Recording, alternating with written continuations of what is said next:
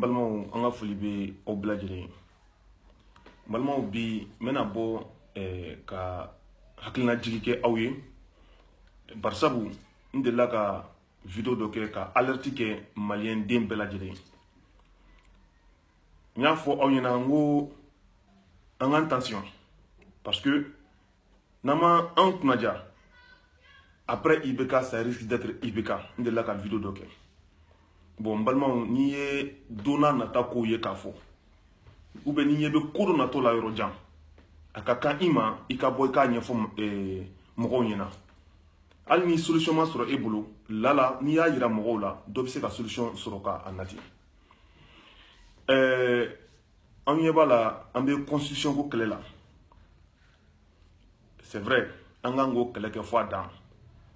an ka constitution ni mɔgɔ tɛ maga la an ka constitution y'an ta de don non mɔgɔw ne ye non mɔgɔ dɔ ye an b'a la fo saya an b'a la fo don min na an b'a la don min na fo n'u ye u bolo bɔ an ka constitution ko kan nka n balimaw non mɔgɔw plateforme mɔgɔw kɛlɛ wɛrɛ bɛ yen dɛ constitution nana a nana ni fɛn jumɛn ye a nana ni n'i ye ko source lajɛ a nana ni nord ko kelen ye nord problème ye constitution nana depuis yen yɔrɔ la accord minnu signena kuma minnu fɔra bon n'i dun ye nord problème ta k'a jateminɛ ala ko tɛ diinɛ ko tɛ mɔgɔ ko tɛ fɛn wɛrɛ foyi foyi ko tɛ tubabuw dɔrɔn de don an ka nord a bɛ tubabuw de bolo tubabu jɔn a bɛ faransi de bolo faransi nalen don jumɛn faransi nalen don k'an kɛ jɔn de ye faransi nalen don ka na bin anw kan de faransi nalen don ka n'i sago kan na faransi nalen don ka na nafolo min bɛ an ka dugukolo kɔnɔ dugukolo jukɔrɔ faransi nalen don o de ta ka taga n'a ye a nakun a nacogo fango bɛɛ ɲini k'o dɔn wa ni faransi nana faransi tɛ hinɛ a tɛ ala dɔn a t'a kira dɔn a tɛ mahamadu dɔn a tɛ ala dɔn faransi kɔni a ka intérêt bɛ yɔrɔ min a b'o de défend a b'i faga o a bɛ mun k'i la o i ka jamanadenw ka sa mɔgɔ fosi t'a la a bɛ komi ɲinɛba bɛ taa jakumaba bɛ taa ɲinɛ faga ka na kɛ k'a den balo an ni faransi ta bɛ ten a bɛ taa anw faga ka na kɛ k'a denw balo donc ni o faamuyara ka ban je pense que an kɛlɛkɛɲɔgɔn o ye faransi de ani faransi n'a dɛmɛbagaw faransi dɛmɛbaga ye jumɛn ye faransi mun ye dayɛlɛ faransi a ka don mali kɔnɔ ka na sago kɛ n'o ye an ka minnu bɛ fanga la ye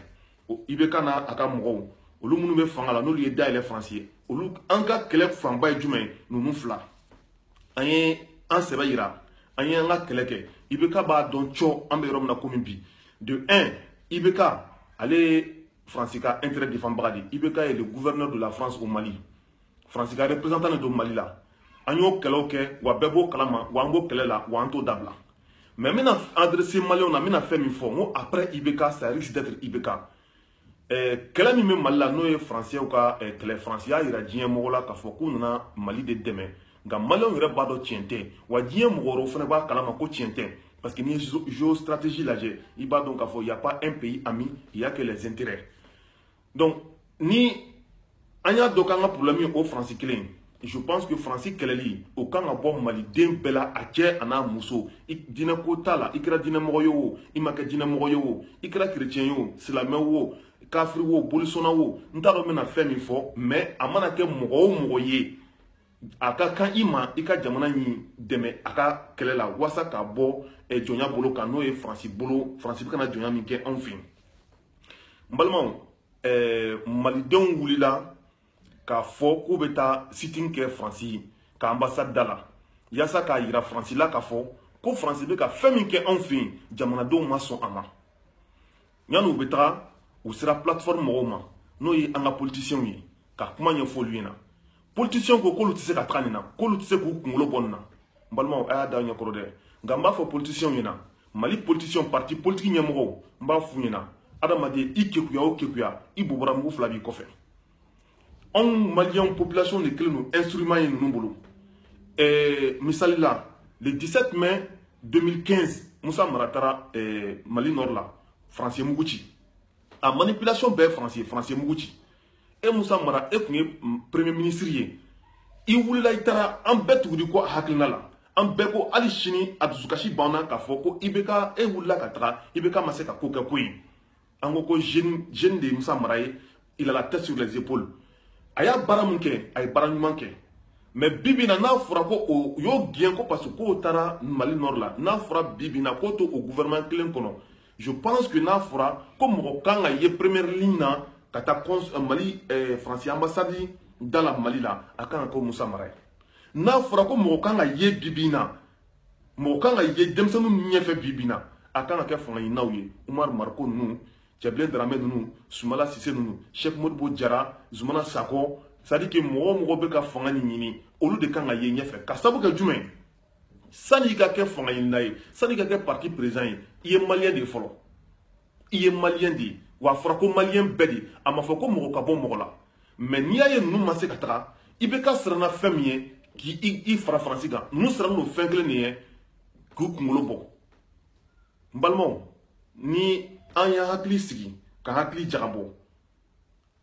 i bɛ se k'a fɔ i tɛ ne fɛ mais n bɛ fɛn min fɔ i kan ka se ka ko fana fɛ dɛ donc que ça soit IBK que ça soit l'opposition an bɛ se k'a fɔ Mali classe politique ils ont échoué à tout prix olu échouera u échouera jumɛn na don dɔ la nataw la ninnu de bɛna kɛ Mali président ye n'a fɔra sa ko 2018 IBK ka bɔ yen dɔ kɔni bɛ sigi ninnu na bon mun bɛ ka sigi ninnu na o bɛna se ka mun de kɛ depuis e ma kɛ président ye bilan t'i bolo parce que bɛɛ b'a dɔn Faransi y'an ka problème ye e ma se ka taa Faransi kɛlɛli la ne t'a dɔn kun min na e b'a fɔ k'e bɛ président ɲini parce que n'i ye président ɲini n'i nana Mali Nord ko in problème bɛ yen e mana jigin sanfɛ e mana jigin duguma Faransi de problème bɛ yen il faut faire face à la France donc moi j'appelle l'opposition parce que IBK dɛsɛra IBK n'est pas la solution IBK c'est un Français IBK est intérêt di Faransi ma Mali intérêt bɛ taga di Faransi ma IBK est Mali dayɛlɛ Faransi ye IBK ye ko bɛ kɛ Faransi ye an b'a fɔ an ka opposition ɲɛna ko histoire bɛ retenir de an bɛ fɛn o fɛn kɛ a bɛ bɔ histoire de la a bɛ to yen donc u ka fara jamanaden ninnu kan an ka taga Mali ambassade da la Faransi ambassade da la Mali la n bɛ profiter nin occasion na comme n t'a fɛ vidéo ka diya ka kɛ vidéo kunkurunin parce que n bɛ message de lancer la n bɛ profiter nin na k'a fɔ maliden fɛn fɛn bɛ diɲɛ fantan ani naani bɛɛ an b'a fɔ maliden ninnu ɲɛna k'a fɔ ko ni kɛlɛ min filɛ nin jɔnya kɛlɛ de don kɛlɛ min filɛ nin Faransi ye nin kɛ anw na depuis an bɛnbaw tile an y'an sigi k'an bolo croiser wa u sera anw na bon ala ye chance dɔ di Mali ma n'o ye diɲɛ fantan ani naani bɛɛ i ye diɲɛ dugukolo ta k'a lajɛ malidenw bɛ nin bɛɛ yɔrɔ la an ka denmisɛnnin ninnu minnu motivelen don n'u wulila ka taa Mali Faransi ka ambassade da la Mali la u wulila ka taga yen an b'a ye Faransi télé la Faransi tɛna bɔ parce que ni Faransi b'a yira diɲɛ mɔgɔ la k'ale bɛ ka taa anw dɛmɛ bon ni malidenw bɔra olu tɛ se k'a yira u ka télé o la donc an b'a fɔ pour que nin ko in bɛ se ka ampleur sɔrɔ pour que diɲɛ mɔgɔw fana b'a dɔn k'a fɔ ko malidenw wulilen don pour que Faransi bɛ ka position yɛlɛma an b'a fɔ maliden bɛ diɲɛ yɔrɔ o yɔrɔ association bɛ yɔrɔ o yɔrɔ a kɛra Guinée ye o a kɛra Côte d'Ivoire ye o a kɛra Sénégal ye o a kɛra Europe kɔnɔna ye ka taa Amérique la ka taa Asie la an b'a ɲini malidenw fɛ bɛɛ lajɛlen ka fara ɲɔgɔn kan association ka fara ɲɔgɔn kan an b'a a laɲini dɔ kɛ an bɛ se k'a kɛ hali le 22 septembre n'a fɔra ko y'an ka indépendance ye alors que indépendance t'an bolo nord in kɛlɛ b'o yira an b'a ɲini k'a fɔ maliden bɛɛ ka fara ɲɔgɔn kan Faransi ambassade bɛ diɲɛ yɔrɔ o yɔrɔ même date kelen heure kelen don kelen an bɛɛ lajɛlen ka taga Faransi ambassade da la an ka t'u dénoncer diɲɛ bɛ bɔ a kalama o de senfɛ hali n'a kɛra mɔgɔ kelen mɔgɔ fila mɔgɔ saba mɔgɔ naani n'o de sɔrɔla le même slogan an bɛɛ ka taa kɛ chaîne wɛrɛw b'a bɔ ni chaîne wɛrɛw y'a bɔ Faransi ka denw fana b'a ye u b'a dɔn k'a fɔ ko Faransi bɛ mun na kɔfɛ parce que n'i y'a ta ka jateminɛ Français u ka den minnu bɛ yan nɔ u caman tɛ Faransi ka politique extérieure dɔn hali n'i y'a fɔ u t'a dɔn parce que u bɛ téléw de lajɛ mais maintenant n'an bɔra diɲɛ fantan naani bɛɛ ka dénonceli kɛ mɔgɔw bɛna commencer k'a faamuya wa fana mɔgɔ minnu fana bɛ ka Faransi jateminɛ olu fana bɛna se ka bɔ ka kuma donc an b'a ɲini aw bɛɛ lajɛlen fɛ k'a fɔ nin ye kɛlɛ de ye nin ye bɛɛ jɛ kɛlɛ de ye nin ye jamana kɛlɛ de ye opposition an b'a ɲini aw fɛ plateforme an b'a ɲini aw fɛ a ye fara bɛɛ lajɛlen kan an ka taa nin kɛlɛ in kɛ parce que aw de wuli aw de sini jamana marabaga ye opposition na aw ma se ka wuli ka nin kɛlɛ kɛ bi an t'a dɔn aw bɛna se ka fɛn min kɛlɛ kɛ na aw sera yen nɔ donc an bɛ a fɔ denmisɛnnin minnu bɛ Mali la vraiment n'u bɛ ka nin initiative ta an bɛ u encourager donc association minnu bɛ Faransi yan ani minnu bɛ Espagne ni Italie ni yɔrɔ wɛrɛw la an bɛɛ lajɛlen ka fara ɲɔgɔn kan donc an ka jɛ ka don kelen décider an bɛɛ bɛ bɔ an bɛ taa Faransi ambassade la Faransi an bɛ taa u ka ministère des affaires étrangères da la a ka kɛ même heure même date pour que ka se ka dénonceli kɛ donc nin yɔrɔ la n bɛ tila k'a fɔ IBK ɲɛna comme o tɛ pro ɲɛ o tɛ pro para pro ɲɛ mun mana proto ka d'o ma o bɛ tila o la an ka denmisɛnnin ninnu wulila u taara Mali Faransi ambassade da la Mali kɔnɔ yen nɔ ka taa Français dénoncer IBK tilala ka bɔ tuguni ka na fɔ k'ale tɛ mɔgɔ toléré o la ko parce que k'an teriw de don k'u y'an dɛmɛ kɛlɛ la an b'a fɔ IBK ko ale ka dɔgɔn an ka Mali ko la ale bɛ taga Mali bɛ to yen anw bɛɛ bɛ taga Mali bɛ to yen ni IBK bɛ fɛ ka jamanadenw de défier n'a bɛ fɛ ka défi de lancer an ni ɲɔgɔn cɛ kɔnpɛrɛnnen don a la ni jamana in ye ale de ta ye ou bien jamana in ye jamanadenw de ta ye an bɛna a ye o yɔrɔ la donc an b'a fɔ bɛɛ ko courage jamana in n'i y'a mɛn fɔ ko jamana tɛ jɔ jamanadenw kɔ dɔ wɛrɛ tɛ dɛ nin dɔrɔn de don fo que jamanadenw bɛɛ de ka don da kelen fɛ ka bɔ da kelen fɛ politique mɔgɔ ma fisa ni population ma fisa ni politique mɔgɔ ye an bɛɛ de bɛ wuli ka kɛ kelen ye an bɛɛ de bɛ wuli ka kɛ kelen ye politicien ninnu n'i y'a ye caman bɛ ka siran ka taa u bɛ siran Faransiyɛn de parce que Faransi bɛ se ka sen da u ka élection kan Faransi bɛ se ka sen da u ka campagne kan Faransi bɛ se ka visa tigɛ u la foyi tɛ nin n'a ɲɔgɔn kɔ dɔ de bɛ sacrifice kɛ jamana ye dɔ de bɛ ko dɔ ka tiɲɛ i ye hali an minnu filɛ nin an bɛ ka nin kuma minnu kɛ ko dɔ de bɛ ka tiɲɛ an fana ye a fana fɔlen don an ye o pression b'an fana kan pression dɔw b'an kan mais an ko ko Mali de a fɔlen don an k'an ninnu dabila mais Mali de fɔlɔlen don anw ye donc an tɛ se k'an sen bɔ Mali ko la a mana kɛ cogo cogo n'an bɛɛ y'an sen bɔ la jɔn de bɛna a ko dilan donc politiciens ninnu les hommes politiques on vous appelle a ka fara que ça soit Mali politicien fɛn fɛn bɛ yen parti politique bɛɛ an mago bɛ aw kunkolo la ka taa sitting kɛ ambassade da la Bamako yen nɔ et puis n'i y'a ye sitting kelen kɛ ka fila kɛ n'a ma ɲɛnabɔ an bɛ taa an sigi pendant une semaine dɔw natɔ su fɛ o bɛ bɛn dɔw tatɔ sɔgɔma dɔw bɛ si su fɛ dɔw bɛ na tile yen nɔ donc an ye jama nana ten n tɛ bɔ i dala ka jugu wo kɔnɔ fɛn ma an b'o fana kɛ Faransi la Mali kɔnɔ yen nɔ ka taa an sigi u dala yen nɔ fo une semaine na ala sɔnna ma ko ni a bɛ ɲɛnabɔ mais n bɛ mun fɔ aw ɲɛna maliyɛnw n bɛ mun fɔ aw ɲɛna an kana jigi da an ka politiciens ninnu kan parce que les hommes politiques ont échoué au Mali ni kɛlɛ ye population ka kɛlɛ ye mais hommes politiques ani jeunes minnu bɛ yen nɔ rappeurs bɛ yen nɔ minnu engagés don dɔnkilidala wɛrɛw bɛ minnu engagés don comédiens bɛ minnu engagés don donc on les appelle tous bɛɛ ka i ka intérêt personnel ko in bila an ka Mali bila an sanfɛ an ka nin combat in kɛ n'an sera k'an jija cogo sugu bɛɛ la sisan ka Faransi kɛlɛ k'an ka mécontentement yira Faransi la Faransi bɛ position changer o kɔni o jɛlen don o ma dogo mɔgɔ si la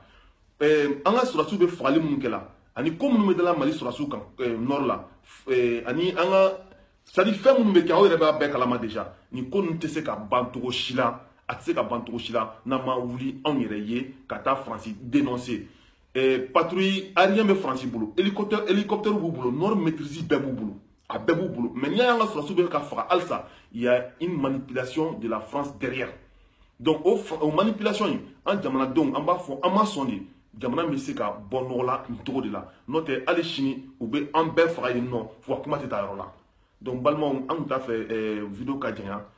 ni de tun b'an bolo ni ala sɔnna ma ni ala ma basi kɛ video wɛrɛ bɛna na nin ko la parce que nin sujet nin video kelen tɛ se fila tɛ se saba tɛ se n'an ye temps sɔrɔ wagati fitinin dɔw kɔnɔ an bɛ dɔ wɛrɛ bɔ ka dɔ wɛrɛ fɔ aw ɲɛna ni ala sɔnna ma le 18 août nin kalo ni le 18 an bɛ bi ye le 11 ye mais le 18 août nin bi ye le 11 août ye le 18 août